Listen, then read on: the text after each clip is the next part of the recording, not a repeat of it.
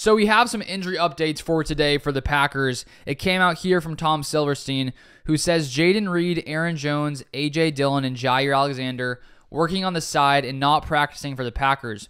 Tight end Josiah DeGuara returns, running back James Robinson and Bo Melton back on practice squad. And it was just clarified by Matt LaFleur in a press conference that Jaire was actually limited, so he also practiced on Monday, so there could be a chance that Jaire may be able to play on Sunday after not playing last week, which obviously would be massive for this Packers defense. So James Robinson and Bo Melton were both released early this week, and now they're back on the Packers practice squad. So if the Packers want to elevate them at some point, they are there to potentially be elevated.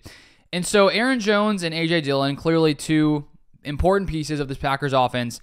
Aaron Jones likely not playing against the Chiefs on Sunday. Matt LaFleur did not sound confident that Aaron Jones will be back on Sunday.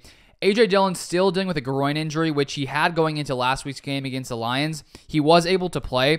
So unless he aggravated that injury since Sunday's game, I personally would expect him to play on Sunday, considering he played last week's game, and I would assume that right now the Packers are just being careful with A.J. Dillon and giving him some more time to rest and recover, and we will keep an eye on that injury.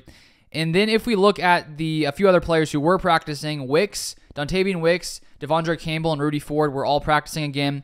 They missed the game versus the Lions, and they were also practicing on Monday. So that looks good for Wicks, Campbell, and Rudy Ford. And then the one that I'm uncertain about right now is Jayden Reed, wide receiver, who seemed to be fine last game. Not sure what his injury is. That information hasn't come out yet. When it does, I'll try to share it with you guys. But clearly a big key piece on this Packers offense that we will need to keep an eye on.